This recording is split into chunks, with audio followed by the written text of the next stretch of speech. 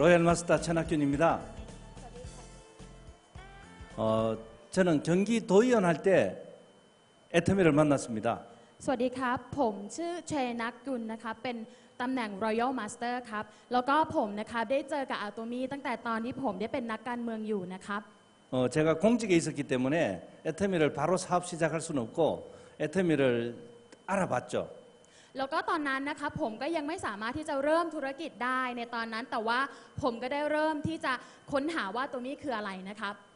2010년 6월 말에 제가 경기 도의원 그만두고 애터미를 전업으로 시작했죠. 2010년 7월 1일부터. แล้วก็นะครับผมได้ลาออกจากการเป็นนักการเมืองในปี 2010 นะครับแล้วผมก็ได้เริ่มธุรกิจอะโตมี่อย่างเต็มตัวครับ 애터미는 무자본에 무점포에 생필품에 하지 않을 이유가 전혀 없었죠. มันไม่มีเหตุผลไหนเลยใช่ไหมครับที่ถ้าเราไม่มีทุนไม่มีร้านค้าแต่เราก็สามารถที่จะทำธุรกิจที่มันเป็นธุรกิจที่สามารถทำกิจการเกี่ยวกับผลิตภัณฑ์เกี่ยวกับธุรกิจที่เป็นผลิตภัณฑ์เกี่ยวกับชีวิตประจำวันของเราได้นะครับ 무자본인데 안 하면 나만 손해 볼 것 같았거든요. ไม่จำเป็นจะต้องมีทุนนะครับแต่ทำไมครับเราก็ทำได้เพราะมันจำเป็นต้องมีทุนถูกไหมครับ 물론 화장품은 제하고 어울리지 않죠. แต่ว่าถ้าดูแล้วนะครับสำหรับผมแล้วคุณคิดว่าผลิตภัณฑ์เครื่องสำอางมันเข้ากันกับผมไหมครับมันไม่เข้ากันใช่ไหมครับ 결론을 말씀드리면은 화장품을 비롯한 우리의 생필품이 싸고 좋기 때문에 되더라고요. แต่เพราะว่าผลิตภัณฑ์ของมันเป็นผลิตภัณฑ์ที่ใช้ในชีวิตประจำวันได้ แล้วก็ถูกและดีนั่นเองครับมันก็เลยทำให้สามารถเป็นไปได้ครับ 7년 전에 무자본으로 시작한 애터미 사업이 저희 노후 준비를 완전히 끝냈죠. แล้วก็เมื่อ 7 ปีที่แล้วที่ผมได้เริ่มทำธุรกิจกับอะโตมี่โดยที่ผมไม่จำเป็นจะต้องมีทุนและไม่ต้องมีร้านค้าแต่ผมก็สามารถที่จะเตรียมการใช้ชีวิตในชีวิตตอนแก่ของผมได้ครับ 제 자식의 운명 8차까지 바꿔버렸죠. แล้วก็สามารถเปลี่ยนชีวิตเปลี่ยนอนาคตของลูกๆหลานๆของผมได้ด้วยครับ 제가 애터미 사업을 7년 동안 진행하면서 저는 늘 애터미 사업의 가치와 비전을 생각했죠. แล้วก็ผมก็คิดมาตลอดเวลาในระยะเวลา 7 ปีที่ผมทำงานอยู่นะครับผมคิดว่าเหตุผลอะไรที่ผมจะต้องทำอะโตมี่แล้วก็มีเหตุผลไหนที่ผมจะมองวิสัยทัศน์แล้วก็คุณค่าของอะโตมี่มาตลอดครับ 물론 저도 처음에는 단순히 돈 벌려고 뛰어들었죠. แต่ว่าครั้งแรกที่ผมคิดก็คือว่าผมก็คิดว่าผมก็แค่อยากจะหาเงินเฉยๆครับ 그렇지만 사업을 하면 할수록 애터미 사업이 지닌 가치와 비전은 엄청나게 저한테 다가왔죠. แล้วก็มันก็ถึงเวลาที่ผมสามารถที่จะทำธุรกิจได้ โดยที่ผมมองเห็นคุณค่าแล้วก็วิสัยทัศน์ของอะโตมี่ครับ 제일 키포인트는 애터미는 가치가 있는 사업이죠. แล้วก็คีย์พอยต์ของผมก็คืออะไรครับอะโตมี่คือธุรกิจที่มีคุณค่าครับ 가치가 있는 일을 하시면은 돈은 따라오게 되어 있죠. แล้วถ้าเกิดว่าคุณทำงานไหนที่มันมีคุณค่าเงินก็จะตามมาเองถูกต้องไหมครับ 가치가 있는 일이란 건 뭐냐면은 내 주위에 누군가한테 이익을 주는 거죠. แล้วก็เวลาที่เราทำงานที่มันมีคุณค่า เราก็สามารถที่จะให้ผลประโยชน์กับคนที่อยู่รอบข้างเราได้ด้วยใช่ไหมครับ 애터미는 소비자에게는 싸고 좋은 제품을 쓸 수 있게 하죠. แล้วก็อะโตมี่ครับเป็นผลิตภัณฑ์ที่สามารถใช้ได้ดีแม้กระทั่งกับคนทั่วไปและมันถูกและดีครับ 사업자에게는 무자본으로 사업의 기회를 주는 거죠. แล้วก็มันเป็นโอกาสดีที่สามารถที่จะทำให้ทุกคนนะครับสามารถประสบความสำเร็จได้โดยผ่านทางอะโตมี่ด้วยครับถึงแม้ว่าเราจะไม่มีทุนและถึงแม้ว่าเราจะไม่มีร้านค้าเอง 애터미 사업이 결국은 가치와 비전이 있는 사업이기 때문에 사업이 될 수밖에 없는 거죠. สุดท้ายแล้วอะโตมี่มันก็คือธุรกิจที่มันมีคุณค่าและมีวิสัยทัศน์ครับมันก็เลยทำให้เราสามารถประสบความสำเร็จได้ 이 될 수밖에 없는 가치와 비전이 나에게 확신으로 다가왔죠. ก็เลยทำให้ผมได้ตระหนักว่านี่แหละครับคือธุรกิจที่มันมีคุณค่าแล้วก็มีวิสัยทัศน์ที่ดีทำให้ผมสามารถที่จะตระหนักในสิ่งเหล่านี้ได้ครับ 제가 7년 동안 해온 애터미 사업의 가치와 비전을 제가 10가지로 요약해 드리겠습니다. แล้วผมมี 10 อย่างด้วยการที่จะบอกกับทุกๆท่านนะคะในคุณค่าของอะโตมี่และวิสัยทัศน์ของอะโตมี่ครับ 첫째, 애터미 사업은 전자상거래 인터넷 쇼핑입니다. แล้วก็สิ่งแรกเลยนะครับของ Atomy ก็คืออะไรครับก็คือ Internet Shopping Mall นะครับ 전자상거래 인터넷 쇼핑은 시대의 흐름, 유통의 흐름이죠. ถ้าเรามองดูแล้วนะครับในธุรกิจ Atomy ใช่ไหมครับและธุรกิจเหล่านี้เนี่ยในยุคนี้ก็คือยุคของอินเทอร์เน็ตยุคของอิเล็กทรอนิกส์ใช่ไหมครับ 소비자 흐름이죠. และมันก็คือการไหลเวียนของผู้บริโภคนั่นเองครับ 흐름이란 건 간단하게 돈이 된다는 이야기죠. สำหรับคำว่าไหลเวียนคืออะไรไหลเวียนก็คือเงินนั่นเองครับคือเงินทุนที่มันหมุนเวียนกระจายรายได้ไปนั่นเองครับ 우리 같이 평범한 사람은 흐름을 잘 타야 됩니다. แล้วก็เรานะครับต้องหมุนเวียนกระจายรายได้ไปด้วยกันครับ 애터미 사업은 유통의 흐름이라니까요. แล้วก็ธุรกิจของ Atomy มันก็คือการหมุนเวียนกระจายรายได้ไปด้วยกันนั่นเองครับ 둘째, 애터미는 절대 경쟁력 있는 제품을 취급하고 있죠. แล้วก็สิ่งที่สองก็คือที่สุดของการแข่งขันคืออะไรที่สุดของผลิตภัณฑ์นะครับและที่สุดของราคานั่นเองครับ 우리 애터미 제품은 정말 싸고 좋은 제품만을 취급하고 있죠. แล้วก็อย่างที่เราทราบว่าธุรกิจของ Atomy ผลิตภัณฑ์ของ Atomy คือมีผลิตภัณฑ์ที่ถูกและดี 유통의 진리, 싸고 좋으면 되는 거죠. แล้วก็การกระจายรายได้ของเราก็คืออะไรครับ เพราะว่าเรามีผลิตภัณฑ์ที่มันถูกและดีนั่นเองครับ 왜냐하면 소비자가 원하는 건 싸고 좋은 제품이거든요. เพราะสิ่งที่ผู้บริโภคต้องการคือสิ่งที่มันถูกและดีนั่นเอง 셋째, 애터미는 절대 성공 시스템이 있죠. แล้วก็ข้อที่ 3 ก็คือ Atomy ของเรานะคะมีที่สุดของระบบที่จะทำให้ประสบความสำเร็จได้ค่ะ 자, 여기 오신 분이 맥도날드 사업을 하시면 전부 다 100% 성공합니다. แล้วก็นะคะธุรกิจอย่างสมมติว่าแมคโดนัลล์ใช่ไหมครับก็คือสามารถที่จะประสบความสำเร็จได้ถูกไหมครับ 맥도날드는 시스템 사업이거든요. เพราะว่าแมคโดนัลล์เป็นระบบแบบซิสเต็มที่มันเป็นระบบที่ใช้ธุรกิจแบบซิสเต็มนั่นเองนะครับ 맥도날드 그 시스템을 사는데 굉장히 큰 돈이 들죠. แล้วก็ตอนที่เราทำแมคโดนัลล์เนี่ยก็คือมีธุรกิจที่เป็นซิสเต็มแบบนี้มันก็คือเป็นธุรกิจที่ใหญ่ 우리 애터미 시스템은 공짜 무료죠. แต่ว่าซิสเต็มของ Atomy ก็คืออะไรครับทุกอย่างฟรีใช่ไหมครับ 애터미도 맥도날드와 같은 시스템이 있는 시스템 사업이죠. แล้วก็เราก็จะคล้ายๆกับแมคโดนัลล์ก็คือเราเป็นระบบแบบที่มีซิสเต็มใช่ไหมครับ 근데 우리 애터미 성공 시스템은 공짜기 때문에 얼마나 소중하고 귀중한지 잘 모르더라고요. แต่ระบบของ Atomy นั่นเองเป็นระบบที่บอกว่าฟรีฉะนั้นแล้วนะครับเป็นไปไม่ได้เลยที่เราจะไม่ประสบความสำเร็จถูกต้องไหมครับ 우리 회사가 처음 시작할 때 화장품 해모임으로 시작했거든요. 화장품과 해모임으로 우리 사업이 처음에 애터미가 출발했죠. แล้วก็ตอนแรกนะครับที่เราได้เริ่มธุรกิจของเรานะครับเราเริ่มต้นด้วยผลิตภัณฑ์ที่ชื่อว่าเฮโมอิมนะครับ 제가 55세 애터미를 시작했는데 화장품 저는 정말 자신이 없었죠. แล้วก็จริงๆแล้วนะครับถ้าสำหรับผมแล้วนะครับผมไม่ค่อยมีความมั่นใจในเรื่องของเครื่องสำอางครับ 제 몸매나 나이가 화장품한테 딱 어울립니까? แล้วลองดูนะครับว่าสำหรับผมร่างกายผมตัวผมเนี่ยมันเหมาะกับเครื่องสำอางไหมครับ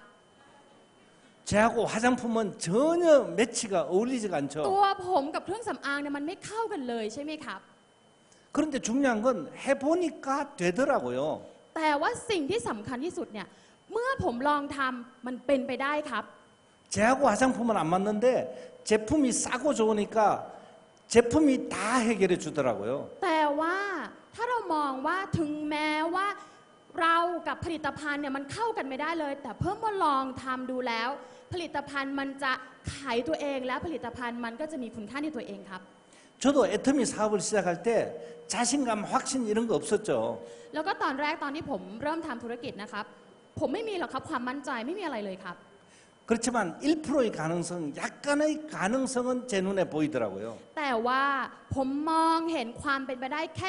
1% เท่านั้นครับแล้วผมก็มองเห็นว่ามันน่าจะเป็นไปได้ 왜요? 싸고 좋으니까 소비자한테 괜찮겠다, 소비자한테 이기겠다 이 생각이 들더라고요. แล้วก็ผมก็คิดว่าใช่ เพราะว่ามันถูกและมันดีนั่นเอง อย่างน้อยมันก็จะต้องดีต่อผู้บริโภคแน่นอน 그 1%의 가능성이 저를 결국은 성공을 시켰습니다. ความไปได้เพียงแค่ 1% เท่านั้นครับทำให้ผมสามารถประสบความสำเร็จได้ 왜요? 거기에는 성공 시스템이 있었으니까 เพราะอะไรเหรอครับ เพราะว่ามันมีระบบที่ทำให้เราสามารถประสบความสำเร็จได้นั่นเองครับ 저희 능력과 전혀 관계없이 제가 성공할 수 있는 성공 시스템이 있었거든요.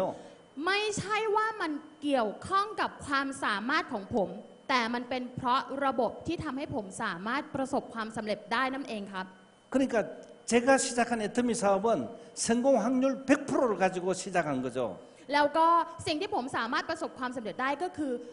เป็นเพราะระบบที่ทำให้ผมสามารถประสบความสำเร็จได้ครับ 저도 처음에는 그 시스템이 있다는 걸 제가 몰랐거든요. แล้วผมไม่รู้เลยนะครับตอนแรกว่าอะโตมี่มีซิสเต็มแบบนี้ด้วย 그러니까 여러분을 성공시키는 건 여러분의 능력이 아니고 애터미의 성공 시스템이 있다니까요. แล้วก็จริงๆ แล้วไม่ใช่ว่าเพราะความสามารถของเรานะครับที่เราจะประสบความสำเร็จได้ แต่มันเป็นเพราะระบบของอะโตมี่นั่นเองที่ทำให้เราประสบความสำเร็จได้ครับ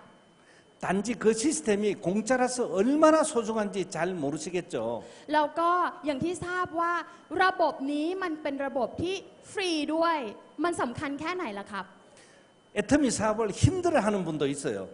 บางคนนะคะบางท่านก็คือสามารถทำธุรกิจอะโตมี่แต่บางท่านก็คือทำแล้วก็คือเหนื่อยก็มีครับ 이 쉬운 시스템 사업을 자기의 능력으로 생각대로 하려니까 힘들어지죠. เพราะว่าอะไรทราบไหมครับ เพราะว่าเราพยายามใช้ความสามารถของตัวเอง ใช้ความคิดของตัวเองทำมันก็เลยให้เราเหนื่อยครับ 애터미는 무자본 무점포의 사업이기 때문에 눈에 잘 보이질 않아요. แล้วก็อะโตมี่นะครับบอกแล้วว่ามันไม่จำเป็นต้องมีทุนไม่ต้องมีร้านค้าครับมันก็เลยทำให้เรามองไม่เห็นใช่ไหมครับว่ามันจะมีหนทางยังไง 이런 미팅에 오면 될 것 같고 미팅에 안 오면 안 될 것 같더라고요. แต่ว่าเพียงแค่เราครับเข้ามาประชุมด้วยกันแบบนี้แหละครับ เพราะว่าอะไรถ้าเราไม่ประชุมเราก็จะไม่ทราบถูกไหมครับ 사실 저도 처음에 자신이 없었기 때문에 이런 미팅에 매일 붙어 있었죠. แล้วก็ตอนแรกครับผมไม่มีความมั่นใจเลยครับผมก็เลยต้องทำยังไงครับผมก็ต้องไปประชุมทุกวันครับ 그 될까 말까는 그 생각이 시간이 지나면서 미팅에 참석하니까 된다는 확신으로 가득 찼습니다. แล้วก็หลังจากที่ผมไปประชุมบ่อยๆทุกวันทุกครั้งเวลาผ่านไปมันก็เลยทำให้ผมได้ตระหนักแล้วก็มั่นใจว่ามันเป็นไปได้ครับ 그러니까 여러분을 성공시키는 건 여러분의 능력이 아니고 애터미의 성공 시스템이 있습니다. มันไม่ใช่เพราะว่าความสามารถของพวกเราและไม่ใช่เพราะว่าความคิดของพวกเราแต่มันเป็นเพราะระบบของอะโตมี่นั่นเองครับ 오히려 애터미는 능력 있고 자신감 넘치는 분들이 좀 힘들 수도 있어요. สำหรับอะโตมี่แล้วนะครับใครที่ใช้ความสามารถของตัวเองนะครับคนเหล่านั้นอาจจะต้องเหนื่อยหน่อยครับ 제가 애터미 사업을 처음 시작했을 때 제 집사람이 그렇게 반대를 했거든요. แล้วก็ช่วงแรกนะครับที่ผมนะครับเริ่มทำอะโตมี่ครั้งแรกนะครับภรรยาของผมก็คือต่อต้านตลอดเวลาเลยครับ 그 시커먼 얼굴에 무슨 화장품이냐고 หน้าดำๆอย่างเงี้ยแล้วจะไปทำเครื่องสำอางได้ยังไงเนี่ย 그 몸매에 무슨 화장품이냐고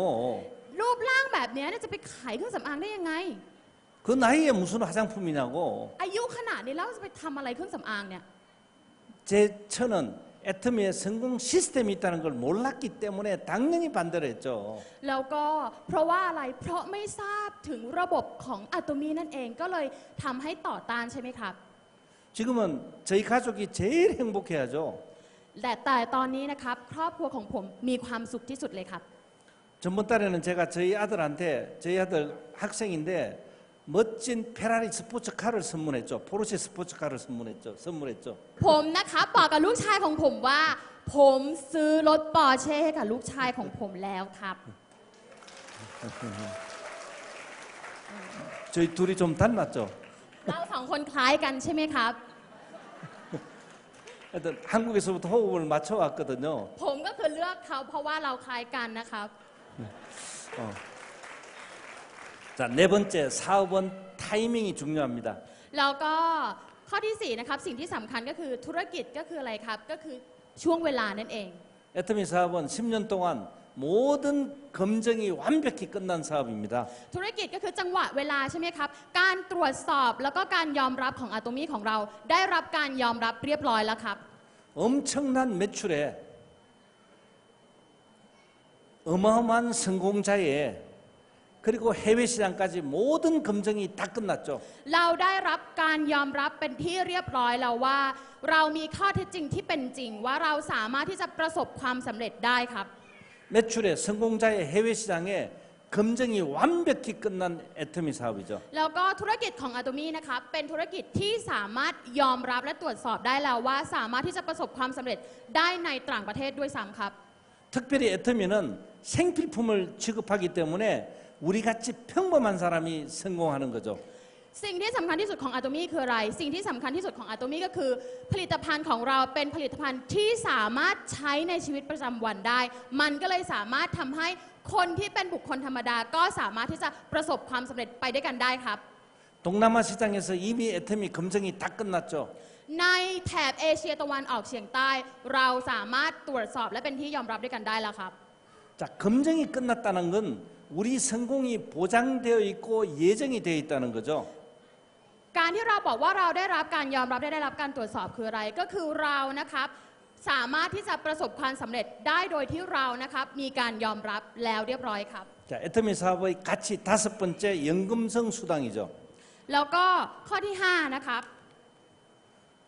한 1년 정도 하시면은 월 200만 원의 연금성 수당이 평생 죽을 때까지 나오죠. เรานะครับจะมีค่าตอบแทนที่เพิ่มเป็นทวีคูณให้กับพวกเรานะครับถ้าเกิดว่าเราทำงานต่อไปแล้วนะครับในชีวิตของเรานะครับเราสามารถที่จะมีเงินเพิ่มเป็นทวีคูณได้ครับ 한 1년 정도 하셔가지고 1년 뒤에 그 200만 원이 평생 나온다면은 한번 알아보셔야죠. เราลองดูนะครับว่าถ้าเกิดว่าเราทำงานใน1ปีเนี่ยอะโตมี่ก็จะให้เงินเท่าไหร่ครับ 65,000 บาทนะครับใน 65,000 บาทเป็นค่าตอบแทนที่เป็นเงินเก็บของเรานะครับ 그 200만 원의 수당이 1년마다 2배씩 뛰더라고요. เราก็จะได้เงิน 65,000 บาทต่อไปเรื่อยๆขึ้น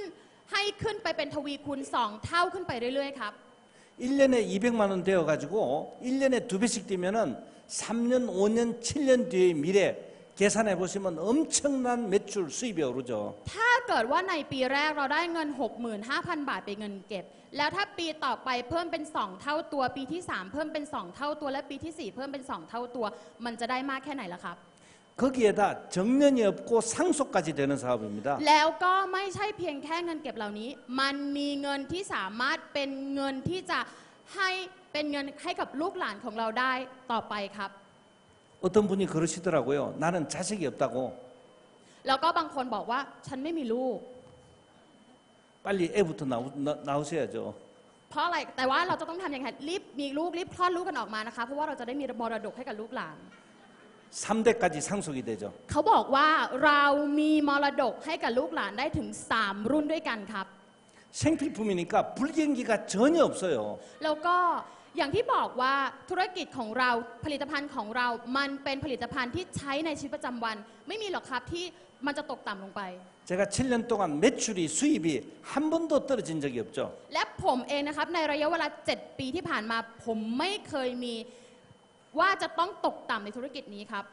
우리가 취급하는 생필품엔 두 가지 의미가 있는데 한 가지는 불경기가 없고 한 가지는 우리같이 평범한 사람이 얼마든지 할 수 있다는 거죠. แล้วก็นะครับธุรกิจของเราเป็นธุรกิจที่สามารถใช้ในชีวิตประจำวันได้ ผลิตภัณฑ์ของเราสามารถใช้ในชีวิตประจำวันได้ ไม่ว่าจะเป็นใครก็ตามก็สามารถที่จะประสบความสำเร็จได้ครับ 애터미 사업의 가치 6번째, 애터미는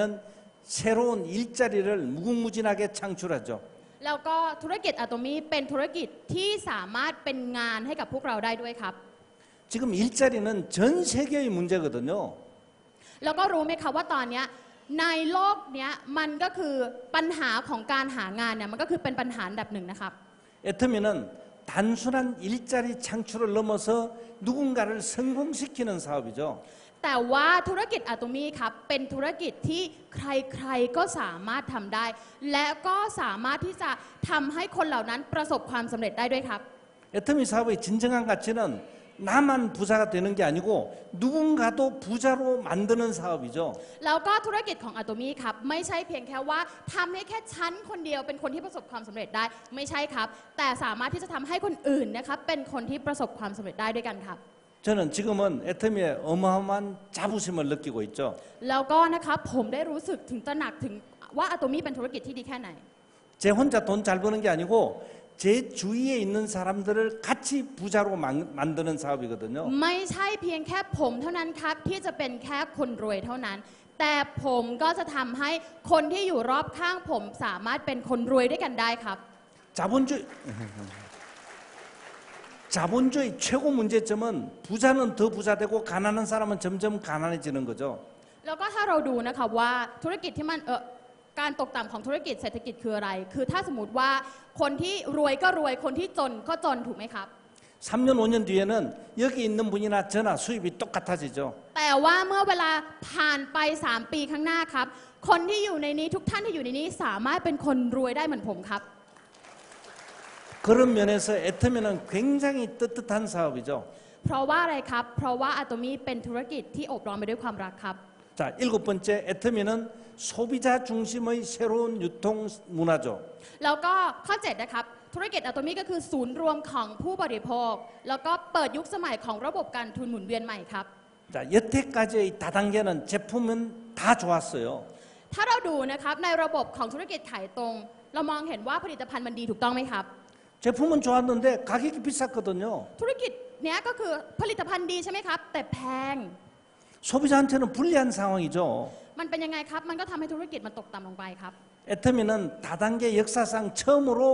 싸고 좋은 제품을 취급하는 거죠. แล้วก็อะโตมีครับเราเริ่มต้นด้วยผลิตภัณฑ์ที่มีคุณภาพถูกและดีครับ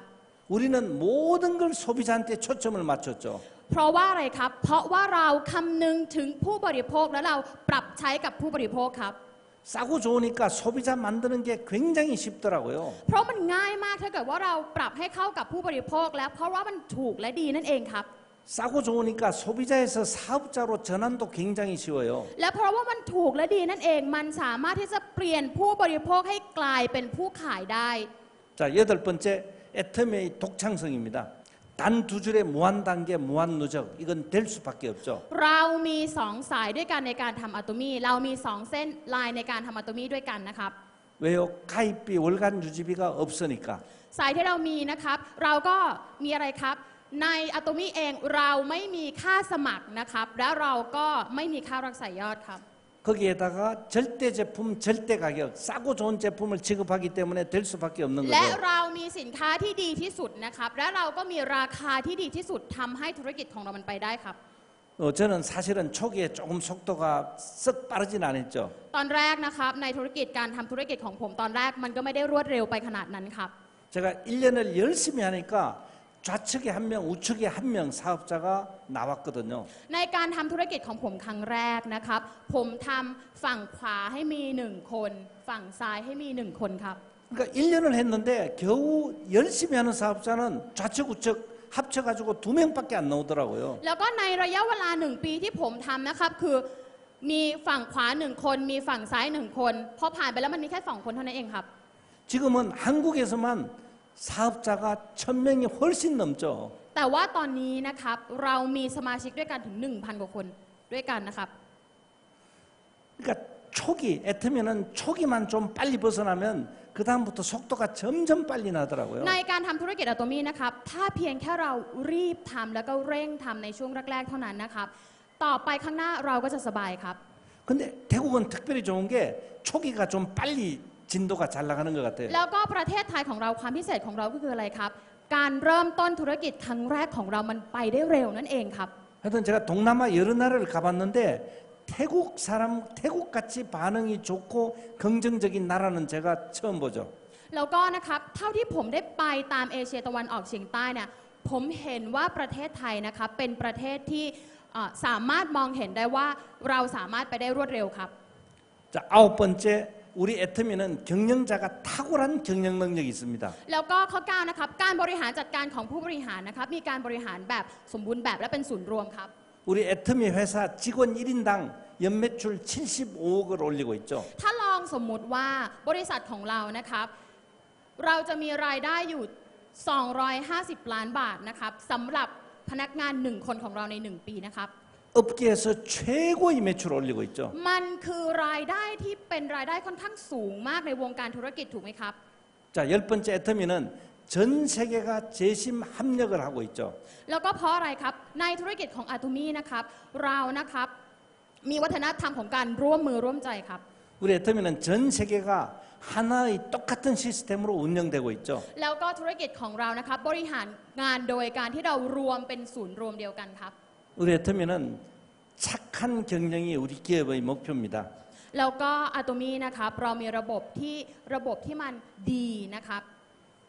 자, 오늘 여기 오신 분들은 이미 성공자로 예정이 되어 있죠. เรานะครับทุกคนที่ได้มาที่นี่นะครับผมนะครับก็คือมองเห็นว่าทุกคนสามารถที่จะเป็นไปได้ด้วยกันครับ 믿고 시작해 보십시오. 진짜로 이루어집니다. ลองเชื่อและทำดูครับ แล้วมันจะเป็นไปได้ครับ 왜냐하면 우리 애터미는 성공 시스템이 있기 때문이죠. เพราะว่าอะไรครับ เพราะว่าระบบอะโตมีของเรามันเป็นระบบที่มันเป็นไปได้และทำให้เราประสบความสำเร็จได้ครับ 그 성공 시스템은 이미 대만, 싱가포르, 캄보디아에서 검증이 됐죠. แล้วก็ระบบที่มันสามารถที่จะทำให้ประสบความสำเร็จได้มันเป็นที่ยอมรับแล้วนะครับไม่ว่าจะเป็นไต้หวันสิงคโปร์นะครับหรือว่ามาเลเซียก็ตามนะครับ 태국은 특별히 애터미가 좋을 겁니다.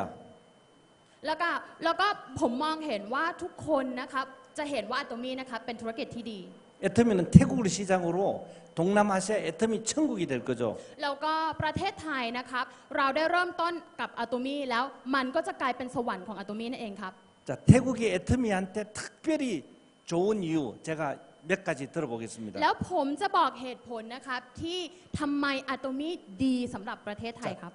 애터미가 태국에 특별히 좋은 이유 제가 들어보겠습니다. เดี๋ยวผมจะบอกกับทุกท่านนะคะว่าทำไมประเทศไทยถึงดีต่ออะโตมีนั่นเองครับ 자, 첫째 태국은 동남아시아에서 지역적으로 한가운데 허브의 위치에 있죠. แล้วก็อย่างที่ทราบนะคะว่าประเทศไทยนะคะเป็นประเทศที่เป็นศูนย์กลางของแถบเอเชียตะวันออกเฉียงใต้ 태국을 중심으로 중국, 인도, 동남아시아 시장이 지역적으로 태국이 너무 좋죠. แล้วก็ประเทศไทยนะคะดียังไงก็คือประเทศไทยถ้ามองดูแถบจีนอินเดียนะครับก็คือประเทศไทยก็คือเป็นประเทศที่ดีที่สุด 둘째, 태국은 어마어마한 잠재력을 갖고 있는 나라입니다. แล้วก็ประเทศไทยนะคะเป็นประเทศที่มีการแข่งขันที่ดีเป็นประเทศที่มีการแข่งขันที่เยอะที่สุดครับ 인구가 7천만 명이나 되거든요. แล้วก็ประเทศไทยมีประชากรอยู่70 ล้านคนครับ 애터미란 유통사업의 경쟁력은 그 나라의 인구 숫자가 바로 경쟁력이죠. แล้วก็ถ้าเรามองดูจำนวนประชากรของประเทศไทยมันก็ทำให้เรามองเห็นว่าเรามีการแข่งขันที่ค่อนข้างสูงครับ 자, 세 번째, 태국을 포함한 아시안 경제 공동체 인구만 해도 7억의 인구가 있습니다. แล้วก็ถ้าเรามองดูสมาชิกในแถบอาเซียนด้วยกันนะครับเรามีจำนวนประชากรถึง700 ล้านคนด้วยกันครับ 세계에서 세 번째 큰 시장이죠. และประเทศไทยเป็นประเทศที่มีประชากรเยอะที่สุดเป็นอันดับ3ครับ 자, 중국, 인도, 그 다음의 시장이 태국을 중심으로 한 동남아시안 10개국에 있죠. ประเทศแรกคือประเทศจีน ประเทศอินเดีย และประเทศที่3คือประเทศไทยนั่นเองครับ 지역적으로 잘 보십시오. ถ้าลองมองดูนะครับ 태국 가까이에 중국이 있고 가까이에 인도가 있고 근처에 동남아 10개국이 있다니까요. แล้วก็ใกล้ๆประเทศไทยมีอะไรครับ มีประเทศจีนใช่ไหมครับ แล้วก็ใกล้ประเทศไทยอีกฝั่งหนึงก็คือมีประเทศอินเดียมองดูครับว่ามันจะเป็นไปได้มากแค่ไหนครับ 이 네트워크 마케팅 시장으로 봐서는 태국은 복받은 나라죠. แล้วก็ถ้าเรามองดูในระบบของ Marketing เอง ประเทศไทยเนี่ยแหละครับเป็นประเทศที่สามารถระเบิดประทุได้ครับ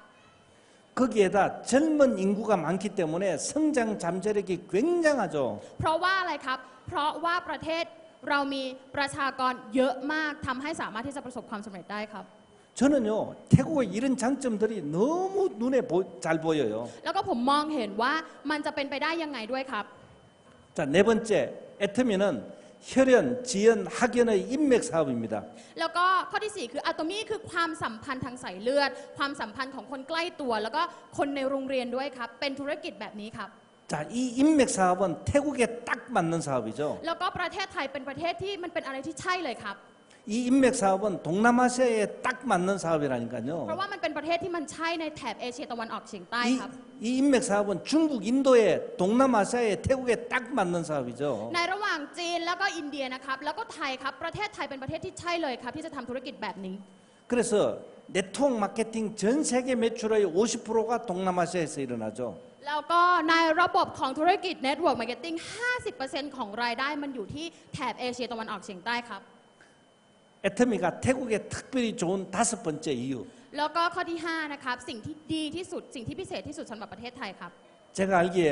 태국 국민은 나누어주고 봉사하는 일을 굉장히 좋아하시거든요. เท่าที่ผมทราบนะครับ ผมทราบว่าประเทศไทยเนี่ยจะมีความชอบแบ่งปันใช่ไหมครับ แล้วก็ชอบช่วยเหลือใช่ไหมครับ 애터미는 그런 따뜻한 마음이면 성공하는 사업입니다. มันก็เลยทำให้คนที่มีจิตใจแบบนี้แหละครับ ประสบความสำเร็จครับ 그런 애터미는 그런 따뜻한 마음이면 성공하기 때문에 태국 국민한테 딱 맞을 겁니다. ก็เลยทำให้คนที่มีจิตใจแบบนี้แหละครับ คนที่มีจิตใจแบบนี้ทำให้เขาสามารถประสบความสำเร็จได้ แล้วผมก็เลยมองเห็นว่าประเทศไทยเป็นประเทศที่เป็นแบบนี้แหละครับ 그런 따뜻한 마음이 애터미의 리더십으로 연결이 됩니다. แล้วก็มันทำให้จิตใจที่มีความอบอุ่นแบบนี้นะครับสามารถที่จะเป็นลีดเดอร์ที่ดีได้ครับ 사실 다른 다단계는 좀 특별한 능력을 가지고 리더십이 있어야 됩니다. แล้วก็นะครับอย่างในประเทศอื่นเนี่ยคือใช้ความสามารถของตัวเองก็คือเป็นลีดเดอร์ใช่ไหมครับ 우리 애터미는 그런 따뜻한 마음이 리더십으로 연결이 되는 사업이죠. แต่ว่าธุรกิจของเราคือคนที่มีจิตใจที่อบอุ่นสามารถที่จะเป็นลีดเดอร์ได้ครับ 거기다가 태국 국민은 굉장히 긍정적입니다. แล้วก็อย่างที่บอกว่าคนไทยของเราเป็นคนที่มองและคิดในแง่ดีนั่นเองครับ 애터미 사업에서의 긍정적인 생각은 어마어마한 경쟁력이죠. แล้วก็เรานะครับสามารถที่จะมองเห็นได้ว่าประเทศไทยเป็นประเทศที่มีกำลังในการแข่งขันเยอะด้วย 애터미 사업에서의 긍정적인 생각은 여러분을 결국은 성공으로 이끌어가죠. ถ้าคิดในแง่ดีแล้วผมสามารถมองเห็นว่าประเทศไทยและคนไทยสามารถที่จะประสบความสำเร็จไปด้วยกันได้ครับ 여섯 번째, 태국은 네트워크 마케팅 경험이 있는 분들이 굉장히 많은 편입니다. ถ้ามองดูแล้วนะคะว่าในประเทศไทยมีหลาย ๆ ท่านนะครับที่ทำธุรกิจ Network Marketing เยอะมาก 혹시 나는 경험이 없더라도 우리는 내려가다 보면은 경험 있는 분이 반드시 나옵니다.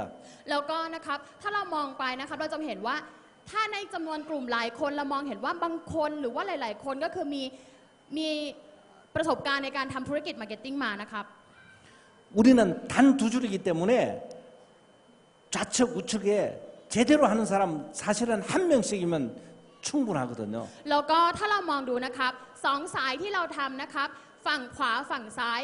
มันจะมีคนที่สามารถทำธุรกิจกับเราได้ออกมาแน่นอนครับ 제가 1년 동안 열심히 하니까 저는 좌측에 한 명, 우측에 한 명밖에 안 나왔다니까요. แล้วก็ตอนที่ผมทำนะครับตอนนั้นปีหนึ่งนะครับผมมีฝั่งขวาฝั่งซ้ายผมไม่ออกมาเลยครับ 저는 우리 회장님 말씀대로 그분들을 열심히 섬기고 모시고 다녔죠. แล้วก็หลังจากที่ผมได้ฟังนะครับบรรยายของท่านประธาน หลังจากนั้นผมก็ตั้งใจแล้วก็ทำมาตลอดครับ 제가 잘한 일은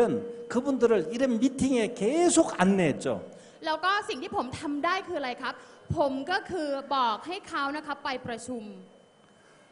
방콕에서 국제적인 네트워크 마케팅 행사가 굉장히 많이 열리죠. แล้วก็ถ้าเราทราบนะครับเราจะมองเห็นว่าในกรุงเทพนะครับมีการจัดสัมมนาเกี่ยวกับธุรกิจ Network Marketing เยอะมาก 방콕, 태국은 그만큼 네트워크 마케팅으로 봐서는 지역적으로 너무 좋은 위치에 있죠. แล้วก็ถ้าเรามองดูเพราะว่าอะไร เพราะว่ากรุงเทพนะครับเป็นที่ที่สามารถที่จะจัดงานธุรกิจจัดอบรมธุรกิจ Marketing ได้เยอะมากด้วยครับ 애터미가 태국에 특별히 좋은 7번째 이유. แล้วก็สิ่งที่ดีกับอะโตมี่ข้อที่ 7 ครับ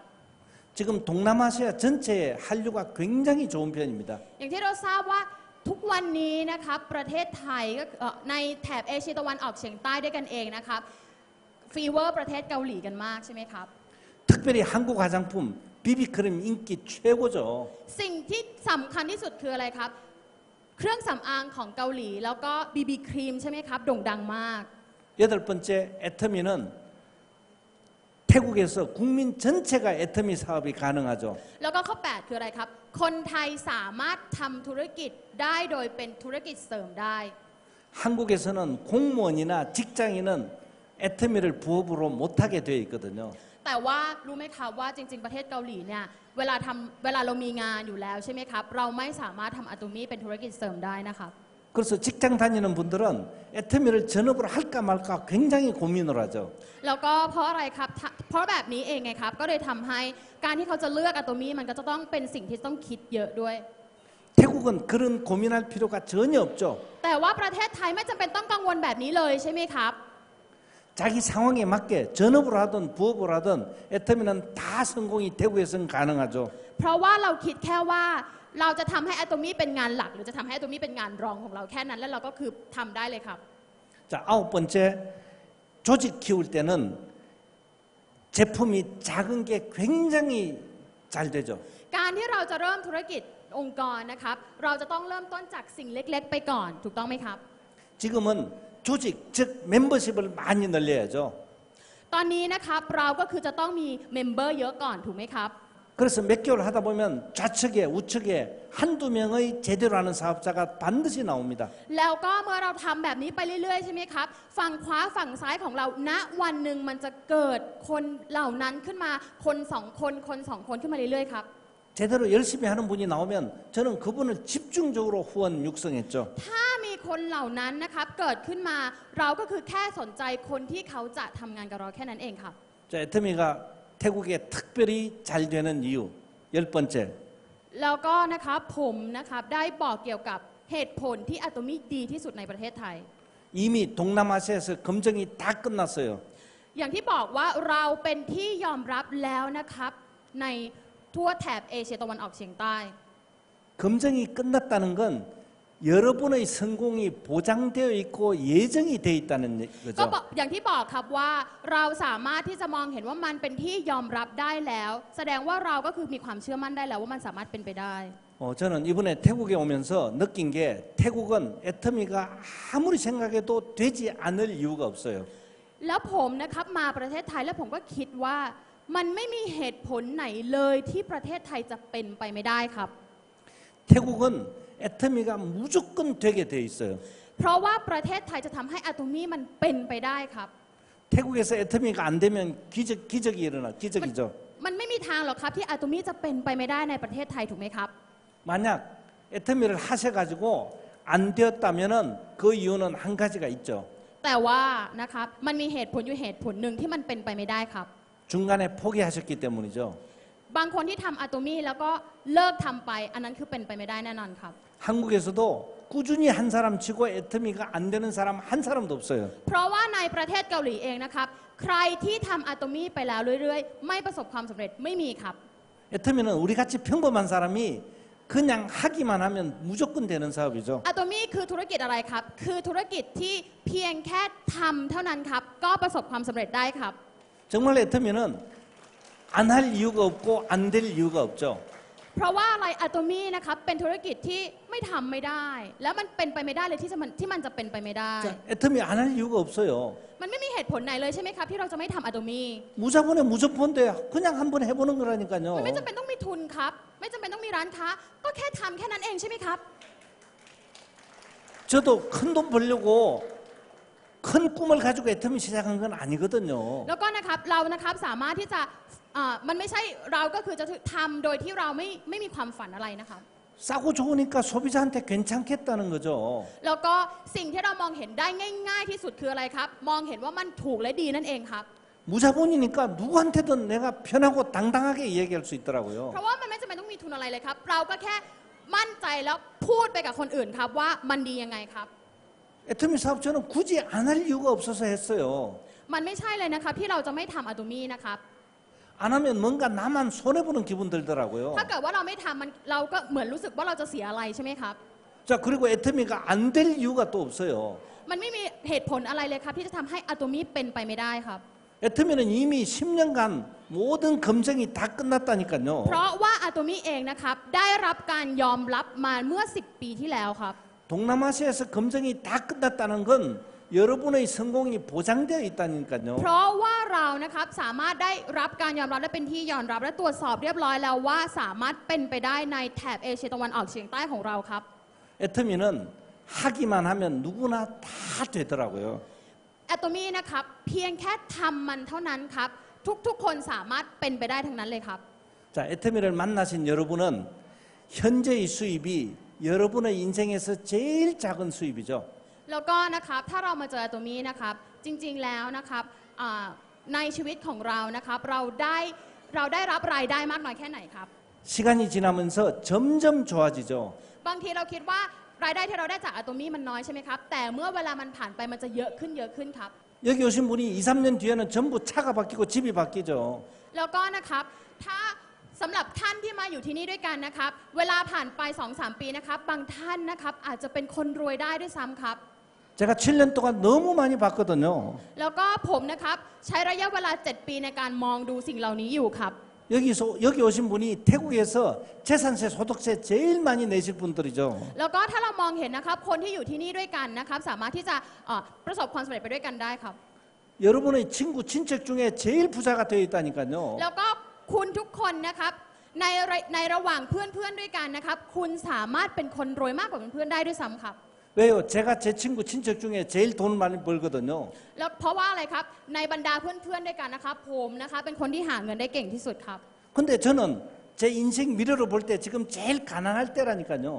แล้วก็ถ้าเรามองดูนะครับว่าผมเองนะครับผมคิดว่าผมเนี่ยก็คือเป็นคนที่ไม่ได้รวยอะไรเลยนะครับ 제가 5년 뒤에 수입이 또 10배로 뛰어요.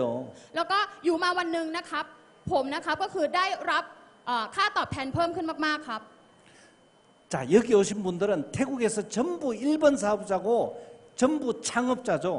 แล้วก็ถ้าเรามองเห็นนะคะว่าคนที่อยู่ที่นี่เหล่านี้นะครับทุกคนนะคะก็คือแค่คนธรรมดาเท่านั้นนะครับเป็นแค่ผู้เริ่มธุรกิจธรรมดาเท่านั้น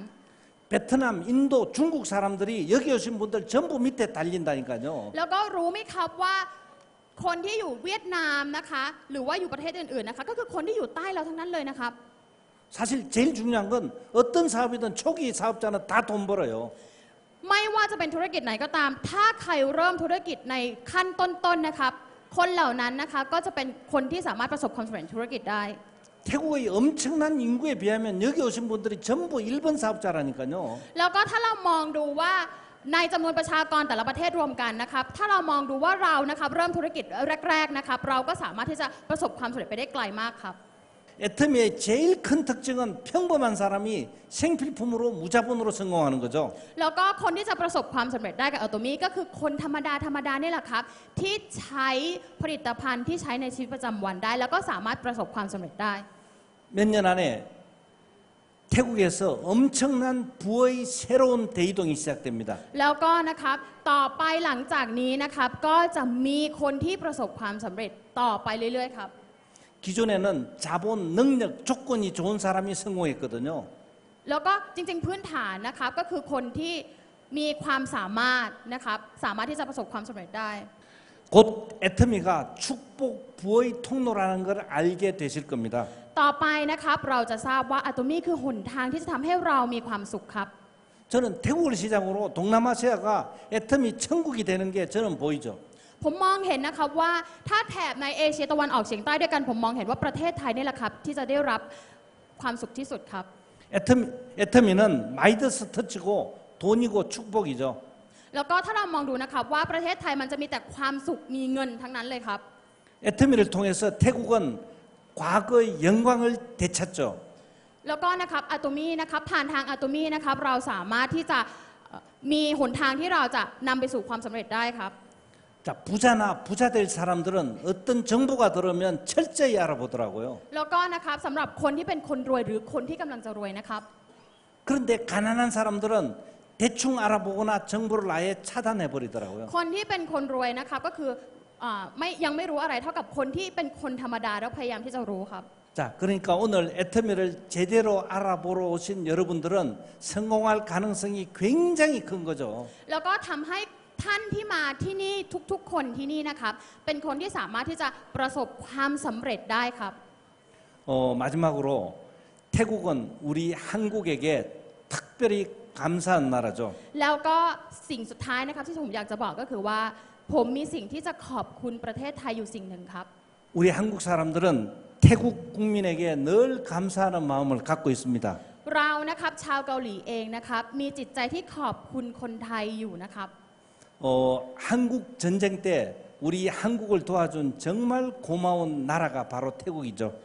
ทราบไหมครับว่าเมื่อตอนที่ประเทศเกาหลีมีสงครามนะครับ ประเทศไทยครับเป็นประเทศที่เข้าไปช่วยประเทศเกาหลี มันก็เลยทำให้ชาวเกาหลีนี่แหละครับรู้สึกขอบคุณประเทศไทยครับ 혹시 네, 감사합니다. 혹시 여러분은 잊었을지도 모르지만 우리 한국 사람은 영원히 기억하고 있죠. ผมไม่ทราบว่าคนไทยอาจจะลืมไปแล้วหรือเปล่าครับ แต่ว่าคนเกาหลีหลาย ๆ คนเราทุกคนครับยังจำมันได้ดีครับ 진심으로 감사드립니다. ผมขอบคุณจากใจจริงครับ ขอบคุณครับ 오늘 우돈타이에서 첫 세미나였거든요. แล้วก็ในอุดรธานีของเราเองนะครับเป็นครั้งแรกที่เรามีสัมมนากันครับ 성공의 첫 발자국이 시작된 거죠. แล้วเรานะครับเป็นผู้ที่มีหนทางในการประสบความสำเร็จครับ 정말 진심입니다. 여기 오신 분 전부 몇 년 뒤에 부자로 다 예약이 되어 있죠. แล้วก็นะครับเมื่อเวลาผ่านไป 2-3 ปีผ่านไปนะครับผมเชื่อว่าเราสามารถที่จะเป็นคนรวยด้วยกันได้ครับ 오늘 제 강의가 제한테는 정말 만족스러웠는데 거기에는 우리 통역을 잘해주신 미스 빠 덕분입니다. 큰 박수 부탁드립니다. วันนี้นะครับผมรู้สึกดีใจมากแล้วก็ผมรู้สึกว่าผมประสบความสำเร็จในการบรรยายครั้งนี้มาก แล้วก็ขอบคุณล่ามของผมด้วยนะครับ ขอบคุณมากครับ สวัสดีครับ 그리고 오늘 첫 행사인데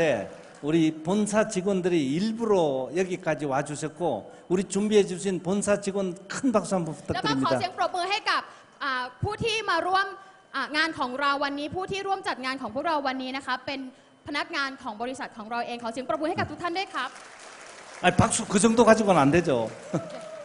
왜냐하면 우리가 다음에 잘 보여야 여기서 또 자주 세미나 เพ 개최하거든요. ราะว่าอะไรครับบุคคลเหล่านี้เองครับจะไปจัดเซมินาให้กับทุกๆท่านตลอดไปครับ